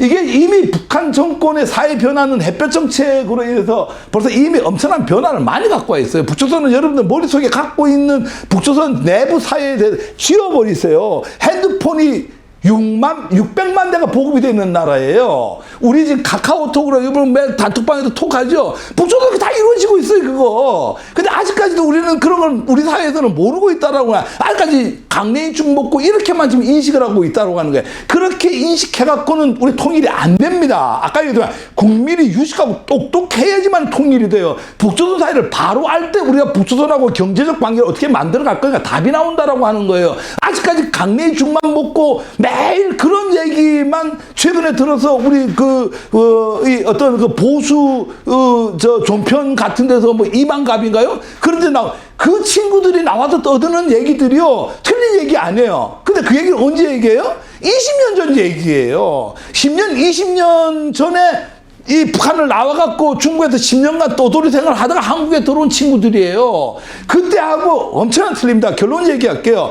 김정은이라고 하는 지금 위원장은요, 자본주의를 아는 친구예요. 스위스라고 하는 자본주의 국가에서 그 동생하고 몇 년을 살았어요. 자본주의가 뭔지를 알아요. 지금의 이 북조선 체제는 이미 자본주의 체제로도 초기 자본주의 국가를 형태를 이루고 있는 나라예요. 그런데 아까 대한민국 국민들만 강내중만 계속 먹고 모든 거를 거기에 기조를 맞춰갖고 생각을 할 때는 통일이 이루어지지 않는다라고 하는 부분을 여러분들이 먼저 알아야 돼요. 내부 변화가 엄청 많이 이루어졌다라고 하는 거예요. 햇볕 정책이 들어갔죠. 햇볕 정책이 들어가니까 우리가 남한에서 일어나는 문화가 다 들어가고 이러죠. 그래서 나온 결과는 뭐야? 이미 결과는 나왔잖아. 햇볕 정책이요. 아직까지 햇볕 정책이 성공이다 실패다 갖고 얘기하는데 그럴 필요 없어요. 지금의 수많은 탈북자가 왜 나왔어요? 거기서도 남한이 매일 그 도깨비 달리고 이런지 알았어요. 교육을 그런 시켰으니까요. 그럼에도 불구하고 그 애들이 탈북자가 엄청 많잖아요. 몇만 명이 되는데 그 몇만 명이 왜 탈북을 합니까? 남한이 우리 햇볕 정책에서 매일 들어가는 걸 봤다라고 하는 거죠. 연습곡도 보고 가수가 이렇게 하는 것도 다 보고 이런 걸 다 보고 남한이 여기보다 살기가 낫구나, 경제적 우위에 있구나, 이거를 알기 때문에 남한으로 오는 겁니다. 그런데 햇볕 정책은 이미 검증이 된 부분이다. 그러면 지금 조금 전에 얘기했듯이 북한은 지금 30대 3명이 세계의 판때기를 흔들고 있어요. 이게 남북한의 판이 아니에요. 이게 다 30대예요. 김여정, 김정은, 또 한 명 더 있죠. 누구죠? 리설주. 이 30대가요? 누구하고 전쟁을 벌려요? 미국은 전 세계하고 한판 붙고 있어요.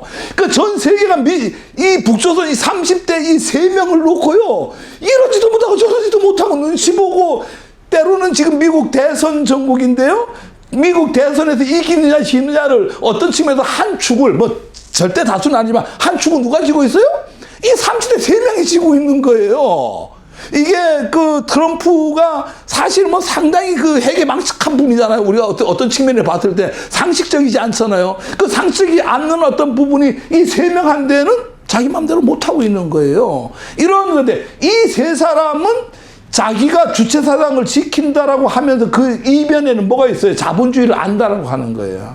자본주의 시스템도 알고 제도도 알고 어떻게 이제 뭐가 되는지 아는 거예요. 그래서 마식령 스키장도 만드는 거고, 원산 해변을 우리 광안리 해운대 해변처럼 지금 꾸미고 있고요. 가보면 천지개벽을 할 정도로 많이 변해 있다라고 하는 거죠. 이런 부분들을 우리가 제대로 알아야 된다라고 하는 거죠. 그래서 이미 경제 체제를 다 바꿨죠. 초기 자본주의에 들어갔어요. 공산주의에 여러분들 너무나 잘 아는 게 뭐예요? 협동조합이잖아요. 다 그 협동농장이 공산주의 경제의 이거 아닙니까? 모든 것은 다 공산주의에 여러분 뭐라 대답해요? 공동으로 모여서 작업하고 공동으로 분배해갖고, 그게 이루어지는 곳이 뭐예요?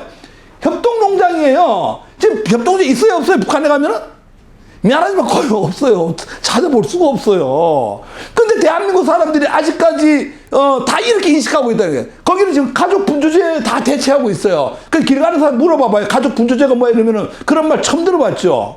다 처음 들어보는 거예요. 그래갖고 통일이 안 된다라고 하는 거예요. 이미 협동농장 체제는, 공산주의 체제는 깨지가 없어요. 왜? 70년간 한번 시험을 해봤죠. 안 된다라고 하는 거 알아요, 그네들도. 그리고 아까 김정은이는 뭐 했어요? 자본주의를 아는 거예요. 협동농장 갖고 안 된다는 거 아는데 지금 벌써 이제 위원장 된 지가 한 7, 8년, 10년 가까이 되잖아요. 그러니까 들어와서 이 체제로는 안 된다는 걸 알고 다 깨버리고 땅 다 나눠주는 거예요, 지금요. 그게 가족 분조제예요. 한 가족들한테 다 나눠주는 거예요. 부동산에 뭘 줘요? 사유권 다 주는 거예요. 토지 공개념을 갖고 소유권은 국가가 갖고 있지만은 사유권 누구한테 주는 거예요? 다 개인한테 주는 거예요. 지금 북조선에 가장 권력이 센 사람이 누구예요? 고리 대금업자예요. 그 자본주의잖아요. 최고의 그 이제 북한 말로 돈주라고 해요. 북조선에서 최고의 돈주 1인자가 누구예요? 김정은이에요. 자, 완전 자본주의예요. 돈주가 가장 권력을 많이 갖고 있는 거예요. 그러니까 이미 그런 사회에 들어있다. 부동산 사용권 가지면은요, 제가 알고 있는 우리 탈북민 있어요. 우리 회원 중에서요. 동생한테, 남동생한테 가끔 전화가 와, 연락이 와요.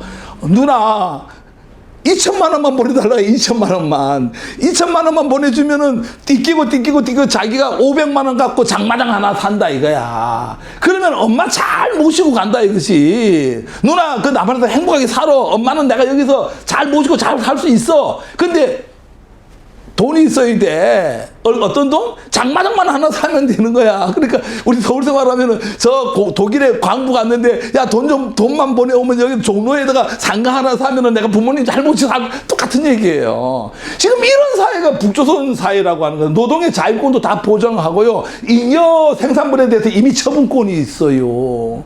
이게 지금 그 잉여 잡은 생산물에서 이미 처분권 있는 나라가 뭐예요? 자본주의잖아 이게. 잉여 생산물에 대해서 남는 거 공동분배하고, 공동분배에 먹고 남는 거 뭐 한다고? 팔 수 있는 거야 시장에서. 지금까지 공산주의는 그게 허용이 안 됐죠. 시장이라고 하는 개념이 없잖아. 국가에서 나눠주는 거지. 국가에 먹을 만큼만 나눠주는 거야. 그런데 지금은 시장이라고 하는 개념이 생겨서, 시장은 뭐예요? 수요와 공급이 만나는 점이 시장이에요. 이게 인정이 되고 그게 작동이 되고 있는 사회가 북한이에요. 그럼 여러분 아까 북조선을 뿔 달린 나라로 생각을 하고 있냐 이거죠. 그 부동산 개념이 이미 정착이 되고 임대권이 다 보장이 되고 있어요. 이 사용권이 다 보장이 되는 거고, 사용권 불법적으로 매매가 엄청 많습니다. 여기도 권리금이라는 게 또 있어요. 상상 못 하겠죠. 그럼 권리금도 있고, 권리금이 있어야지 좋은 앞마당 사요. 그럼 그게 공산주의예요? 그게? 공산주의 아니에요. 이제는 이미 실질적으로 우리가 매일 민주주의 자본주의 하는데 우리가 사회주의 속에 살고 있잖아요. 사회주의에 또 우파 사람들은 막 또 뭐라 그래요. 여러분 이 개념을 잘 알아야 돼요. 우리가 지금 의료보험 내고 있잖아, 그죠? 아니 의료보험 이건희는 되게 많이 낸답니다. 이건희가 병원 가면 주사 한 대 맞는 거는 뭐 100만 원이고, 내가 가면은 의료보험 적게 내면 10,000만 원 받습니까? 아니잖아요.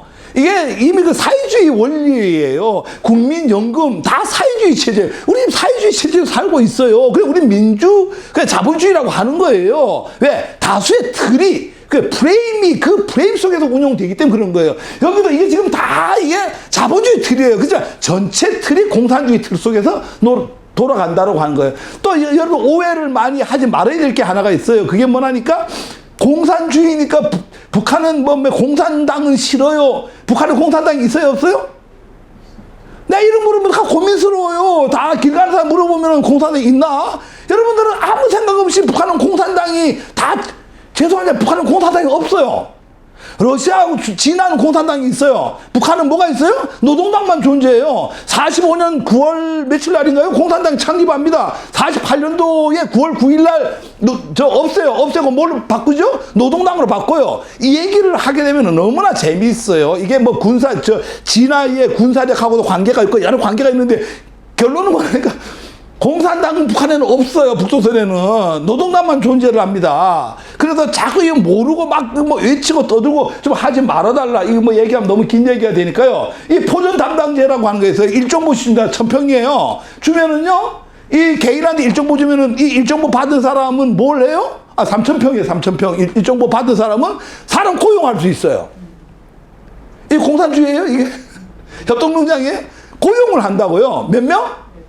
아니, 지 맘대로 15명까지 지 맘대로 고용해요. 그래서 생산하죠? 생산해갖고 다 또 나눠주는 거예요. 나눠주고 잉여 생산물은 뭐 한다고요? 시장이 팔아요. 시장은 주요와 공급이 만나는 곳이라고 그랬잖아. 이건 자본주의 원리예요. 공산주의에서 택도 없는 얘기죠. 그 택도 없는 게 지금 하고 있는 거예요. 일종의 세금만 국가에 뗍니다. 생산된 양에. 이게 지금 포전 담당제는 실행한 지가 오래됐는데, 길거리 가는 사람 보고 북조선에 포전 담당제라는 게 있는데 그게 뭡니까? 이러면 아는 사람이 한 명도 없다라고 하는 거예요. 그러니까 우리가 북조선에서 이렇게 몰라갖고 뭐 통일을 하겠어요. 뭐 상대를 알아야 통일을 하든지 말든지 하죠. 이 포점 담당의 고용제도가 활성화해. 고용제도가 있다라는 얘기는 뭐예요? 공산주의는 고용제도가 없죠. 국가가 다 고용이잖아. 고용제도를 활성화하고 세금을 제외하고 세금을 낸다라는 얘기는 무슨 얘기예요? 이 자본주의의 체제예요, 이거는요. 그래, 초기 자본주의를 하고 있다.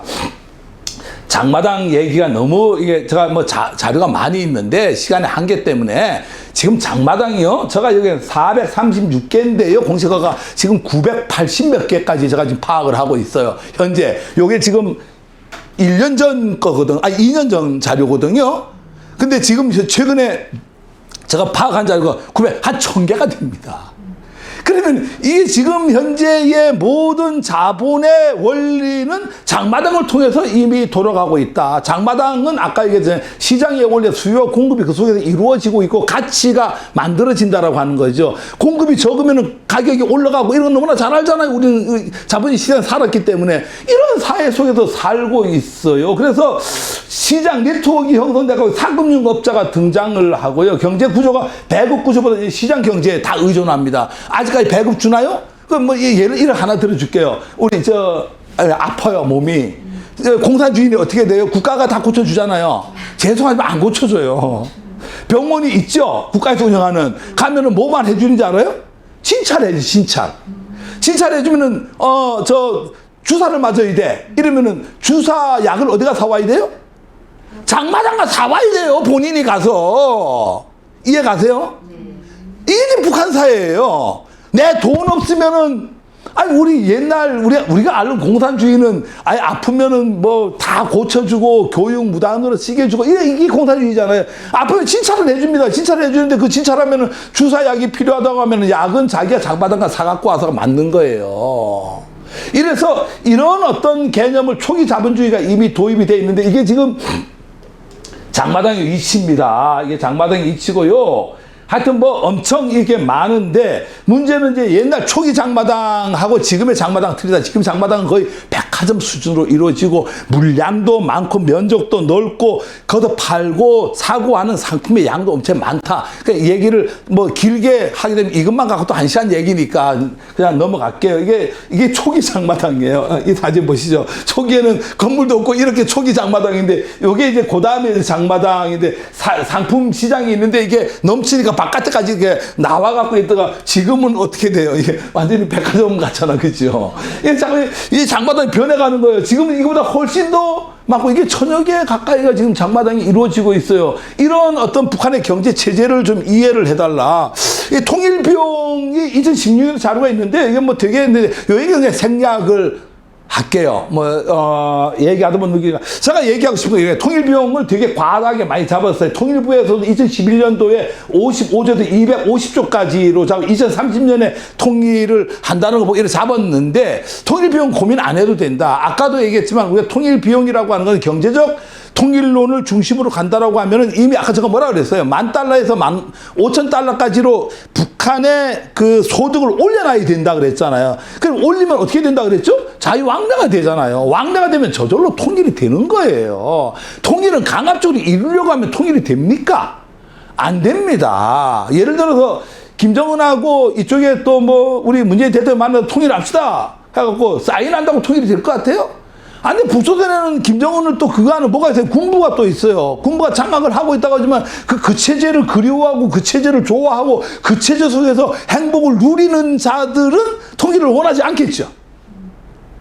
원하지 않는 거예요. 지금 우리 젊은이들이 통일을 싫어요 하는 게 뭐예요? 하면 우리 세금 통일비용을 다 뺏겨요. 똑같은 얘기가 되는 거예요. 그래서 이게 통일이라고 하는 개념은 어느 날 우연히 오고 하지만은 준비됐을 때 통일이 이루어진다. 그래서 가급적이면은 이 통일 비용 관계는 우리가 경제적 통일을 위해서 북한 정계 전체를 붐업시켜 갖고 대동강의 기적을 이루어야 된다. 대동강의 기적 얼마나 멋있는 말이에요. 한강의 기적만 있는 게 아니라 대동강의 기적도 있다. 그 대동강의 기적이 이루어질 때 자유왕래가 되고 자유왕래를 통해서 어떤 실질적 통일이 이루어진다. 이렇게 보면 될 것 같고요. 대동강의 기적의 모델이 아까 저 한강의 기적이었죠. 우리도 한국 경제가 법합된 게 독일 광도 간호사, 월남 참전, 중동 건설 이게 한강의 기적을 이루었는데 이거를 한번 이 한러 공생이라고 하는 걸 통해서 북한 경제를 한번 살려보자. 자, 이 마지막 이제 주제로 이제 넘어가게 됩니다. 한러 공생 연맹을 통한 경제적 통일로는 한번 실현을 해보자. 그래서 상당히 생소한 말이죠. 한러 공생. 뭐 공생은 말 알 거예요. 한러.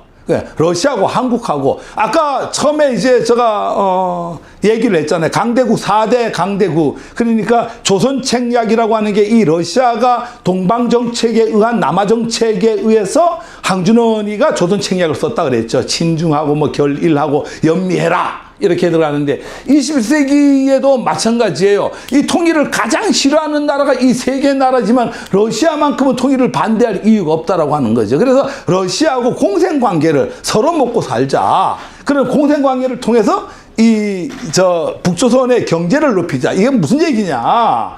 이걸 본다라고 하면 한러공생연맹의 철학과 기존 틀을 이렇습니다. 러시아의 자원. 여러분들 시베리아 벌판의 자원을 너무나 잘 알잖아요. 이 문제는 이 결론부터 먼저 얘기하면 러시아는요 시베리아의 전 세계 자원을 다 갖고 있는데 개발할 수 있는 능력이 없어갖고 이걸 그냥 두고 있어요. 이 러시아의 자본하고 뭐예요? 한국의 자본과 기술 거기에다가 북조선의 우수한 값싼 노동력 이거를 어떻게 하자고요? 우리의 고토의 연해주에서 믹스 한번 해보자. 이게 한러 공생론입니다. 그렇게 하면은 러시아는 자원을 개발해서 좋고 한국은 돈을 벌어서 좋고 북조선도 돈을 벌어서 좋고 남북한은 통일돼서 좋고 뭐 그런 거 아니에요?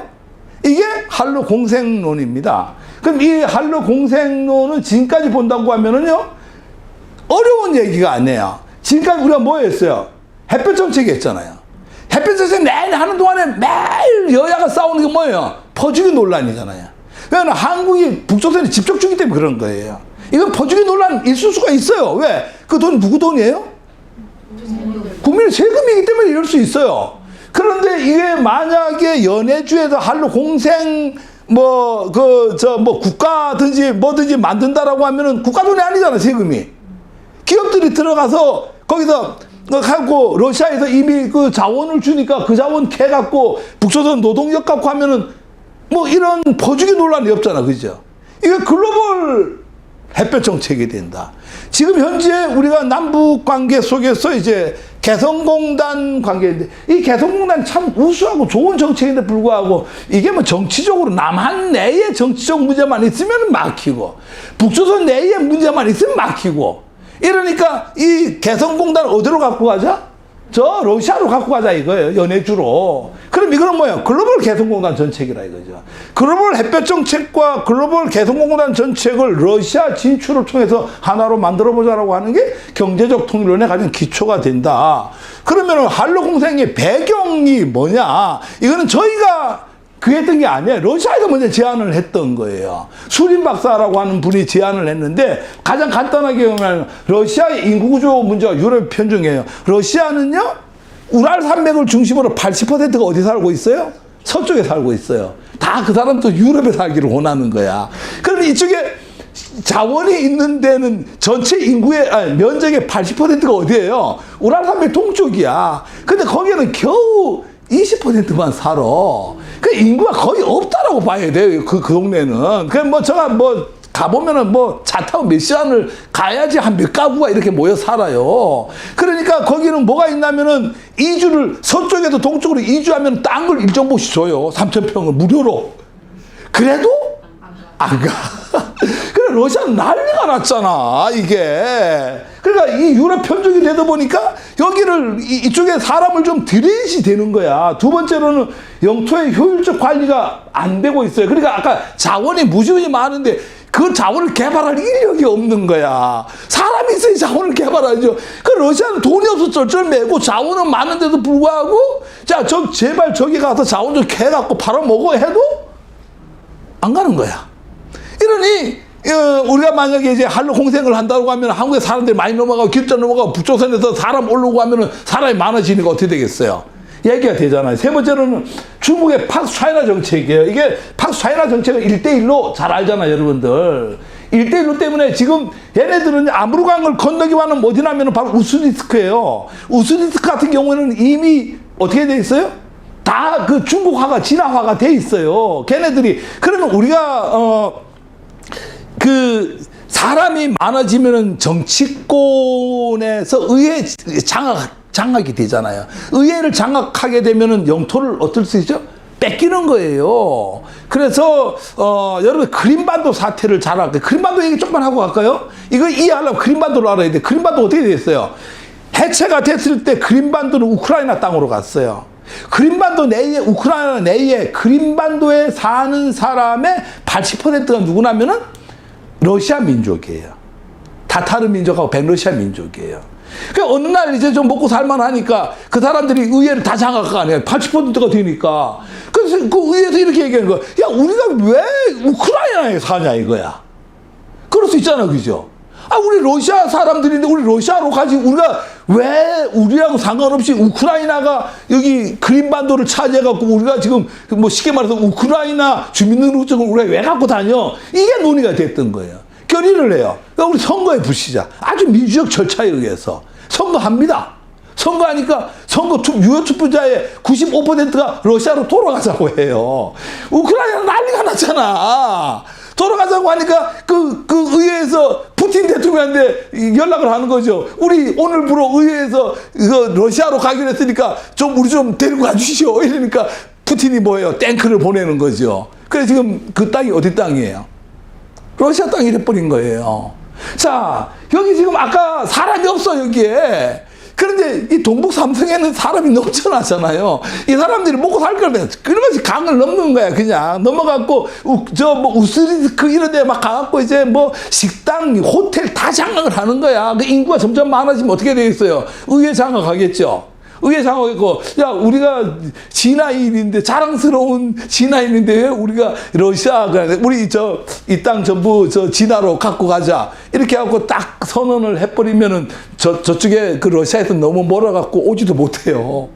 이게 러시아 걱정거리자, 이게 팍차이나 전략이란 말이에요. 이 국제 정세를 잘 알아야지 남북 관계를 알 수가 있어요. 그래서 위기감 있고 러시아는 민족주의에 의해서 분리 독립도 주장을 하고 있어요. 이 시베리아 벌판에도 엄청난 아직 여러 개의 민족이 있는데 그게 겨우 뭐 100만, 50만 이래 되다 보니까 독립 선언을 못할 따름이에요. 그래서 엄청 이런 얘기들이 계속 오고 가고 있어요. 그러다 보니까 한러 공생해야 되겠다. 이걸 이제 보면은 이제 이해가 되죠. 여기를 우리가 이제 시베리아 지구라 그래요. 여기를 여기서 저를 시베리아 지구라고 하고 여기를 극동지구라고 합니다.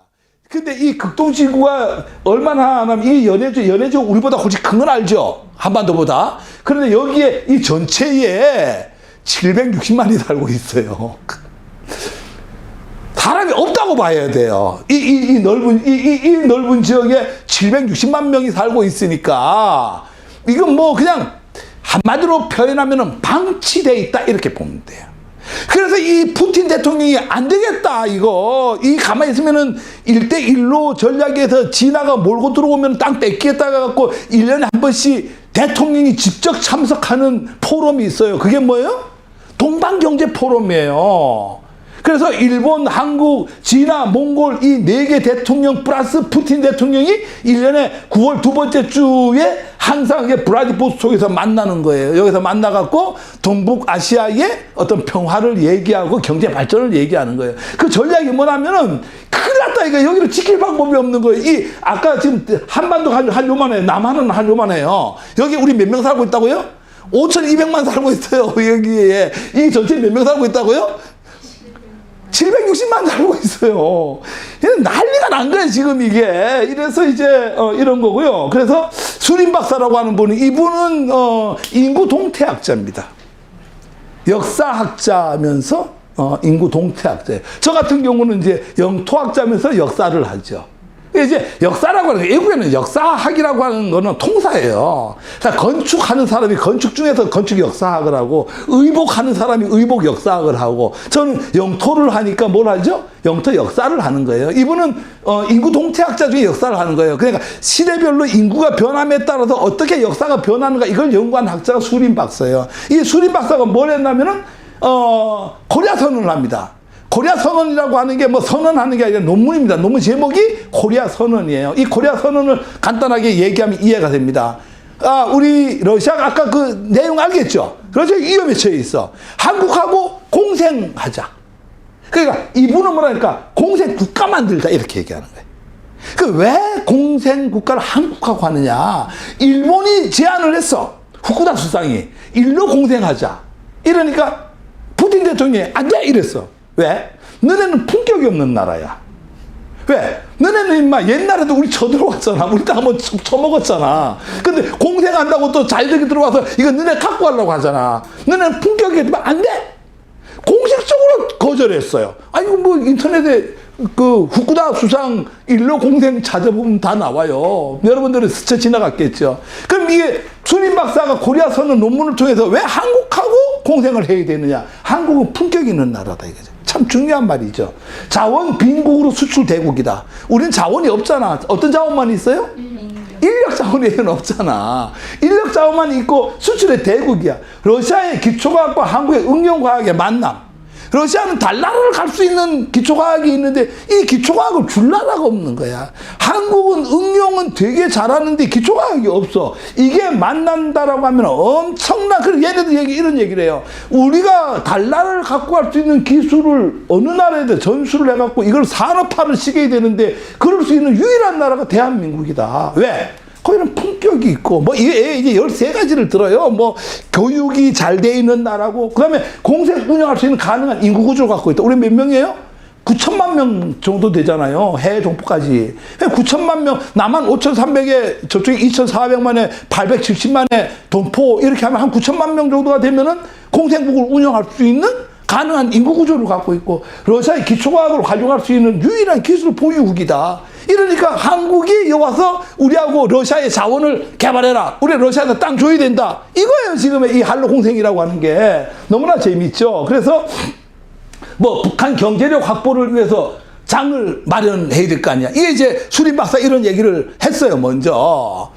여기에 너네 통일 되게 원하는데 너네에게 남북관계 안 되니까 여기다가 한로 공생한 다음에 북한 노동력이 올라온다라고 하면은 통일될 거 아니냐 이런 얘기했고, 제3섹터의 국민 인민 동포의 화합의 장이 되면 그게 통일의 기지가 될 거 아니냐. 남북한이 뭐 판문점에서 좁은 빠지는데 왜 만나느냐. 거기서 한 100만 명 정도가 모여갖고 하나의 도시를 만든다라고 하면 거기서 북한 사람, 한국 사람, 제2의 동포 만나고 가면 통일이 자연스럽게 이루어질 거 아니냐.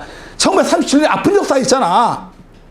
고려인 이주 역사에 대해서 이게 죄송합니다. 이게 수림 박사가 아니라 저가 이거 제 논문입니다. 죄송합니다.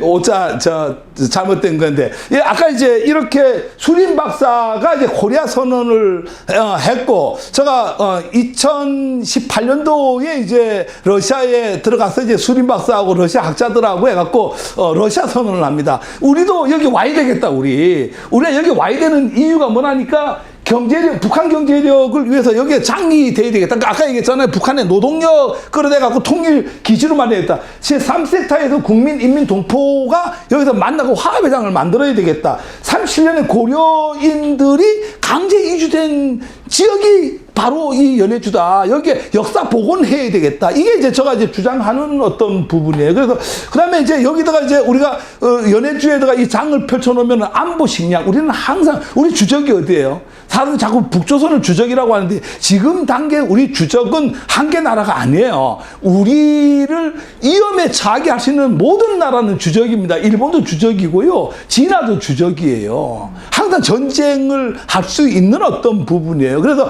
그럴 경우에 통일이 된다고 하더라도 우리는 뭐가 필요해요? 안보 식량이 필요해요. 전쟁이 한참 하고 있는데 뭐 쌀농사 칠 수 없잖아요. 그래서 그쪽에다가 이제 이렇게 하면 안보 식량, 안보 에너지를 확보할 수 있다. 그 다음에 자원 대국으로서 경제 체질의 변화를 갖고 올 수 있다. 우리는 뭐 지금까지는 자원 없이 수출의 대국인데 지금부터 한로 공생을 한다면 자원 대국으로서 이 수출을 할 수 있는 대국으로 간다. 이런 측면을 이제 제가 러시아에 가서 이제 선언을 했죠.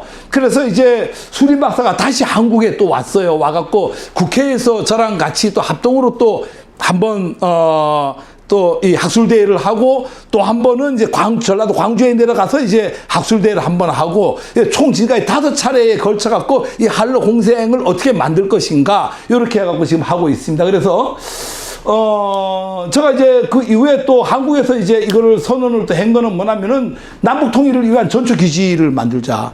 그 다음에 북방 영토 회복을 위한 전진 기지로 만들어야겠다. 이게 되게 중요한 얘기입니다. 우리 아까 얘기했잖아요. 간도는 우리가 의식을 하더라도 국경을 접하지 않기 때문에 가는데, 만약에 연해주로 들어간다고 하면은 접하게 된다고. 앞에 내용과 같은 내용이 되는데, 안보신경 에너지 확보의 전진기지다. 한국의 대전환의 발판이다. 경제용토 확보로 자주국가가 건립하다. 한국의 대전환이 발판이다. 경제용토 확보로 자주국가를 건립할 수 있다. 이걸 이제 제가 국회에서 다시 한번 선언을 2018년도 8월 달인가요? 한번 하게 됩니다. 그렇게 해갖고 이제 제가 뭐 말씀드리고 싶은 것은 남북의 통일은 그냥 저절로 오지는 않는다라고 하는 거예요. 정치적 통일을 권력자들의 이해관계 때문에 진행이 어렵다. 그래서 북조선을 어떻게 하든 경제를 올려야 된다. 실행 가능한 경제 통일을 우선적으로 진행해야 된다. 북한의 권력자가 변화하기를 기대하기보다는 자본주의 물결 속에서 북조선의 사회 변혁의 틀을 만들자. 이게 북방 정책이 어떤 유일한 답이 아니겠느냐. 뭐 이렇게 해갖고 오늘 뭐 여러분들 얘기를 했습니다. 여러분, 통일은 우리 민족의 과업이죠. 그리고 시대가 요구하는 가장 가치 있는 일 중에 하나를 꼽으라고 하면 남북 통일 관계입니다. 통일은 누구에 의해서, 정치권에 의해서, 지도자에 의해서 되는 게 아니라 남북이, 민족이 서로 염원할 때 통일은 이루어집니다. 이런 것들이 뭐 일방적 개념에서 이렇게 만들어지는 개념이 아니라 우리 전체가 공동으로 어떤 인식하고 이럴 때 통일은 온다라고 봅니다. 통일은 계획보다는 어느덧 그냥 우리 옆에 다가올 수 있습니다. 그래서 이 통일은 준비해야 됩니다. 준비하는 자만이 어느덧 갑자기 도래하는 통일에 대해서 대비를 한 민족만이 그 통일을 갖고 갈 수가 있습니다. 절대 이 북조선이라고 하는 사회는 붕괴의 대상이 아닙니다. 북조선은 유지돼야 됩니다. 유지돼야 되고, 그네들이 아까 얘기했듯이 경제적으로 자립을 할 때에 뭐가 되죠? 자유왕래가 이루어지고, 이 자유왕래를 한다라고 하는 것은 실질적 통일입니다. 이 자유왕래에서 북조선이 이렇게 경제적으로 올라가야 되는데, 이 유일한 답은 러시아 연해주를 통해서, 한러 공생을 통해서 북조선의 싼 고급의 어떤 인력과 그 다음에 러시아의 자원, 우리 대한민국의 자본과 기술, 이게 믹스가 돼갖고 통일기지의 전선이 만들어진다고 하면은 통일은 불현듯 우리 옆에 오지 않나 생각합니다. 장시간 동안 경청해주고 시청해주셔서 감사합니다. 이상 마치겠습니다.